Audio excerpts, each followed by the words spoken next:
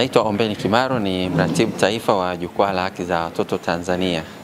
Sisi kama wadau tumekutana hapa pamoja na serikali kwa ajili ya kufanya uchechemuzi katika masuala mbalimbali yanayohusu kumlinda mtoto dhidi ya ukatili, na lengo letu ni kuchechemua ili kutokomeza kabisa ukatili dhidi ya watoto. Sasa tulikutana na wizara mbalimbali za kimkakati dhidi ya ukatili dhidi ya mtoto, na tumeongea nao mambo kadhaa yakiwemo kubadilisha sera, lakini kutenga bajeti mahususi kwa ajili ya ulinzi na usalama wa mtoto.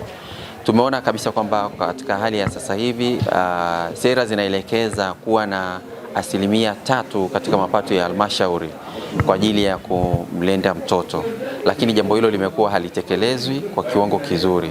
Sasa tumekutana na wizara ili kuona ni jinsi gani tunavyoweza kuhamasisha wizara zenyewe, lakini pia na halmashauri ili waweze kutenga bajeti zitoshelevu kwa ajili ya kumlinda mtoto.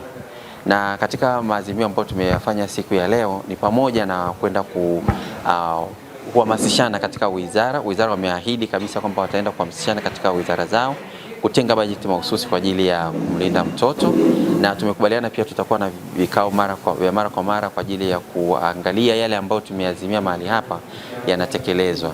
Na kwa hakika sisi kama wadau tumeahidi kushirikiana na serikali kuhakikisha pia mipango yote ambayo imewekwa, ikiwemo mtakuwa ambayo tunapo kwenye mtakuwa ya pili sasa hivi ambayo inaratibu shughuli zote zinazohusiana na ulinzi na usalama wa mtoto, kwamba tutashirikiana kwa pamoja kuona kwamba na yenyewe inatekelezwa kwa ufanisi. Tunaposema mtoto ni jukumu letu sote, hakuna mtu ambaye azunguki na mtoto. Watoto ni wetu, tuko nao majumbani, lakini pia na sisi tulikuwa na utoto wetu.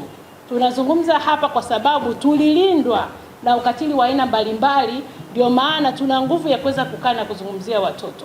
Lakini kuna wengine pia wamepitia ukatili, si kweli Tunajua ukatili kwa aina mbalimbali. Inawezekana ilikuwa kupitia verbal abuse ulizokuwa unazipata hata kwa mama au kwa baba bila yeye kujua kama anafanya ukatili. Wengine tumepitia katika ukatili, lakini tunaelewa madhara ya ukatili yalivyo mabaya.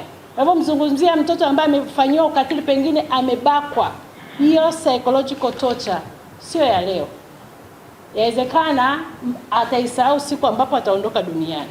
Kwa hiyo tuna jukumu letu sisi sote wadau ambao ni kutoka kwenye asasi ambazo sio za serikali, ambao umetoka serikalini, mepewa wajibu huo na serikali kuweza kusimamia.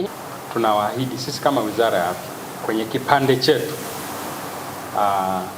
tutatoa ushirikiano, lakini tutahakikisha tunaweka kipaumbele kwenye bajeti zetu, kwenye MTF zetu na maeneo mbalimbali, ili kuhakikisha yale ambayo pamoja na maazimio ambayo tumeweka tunaanza kuyafanyia kazi mapema iwezekanavyo.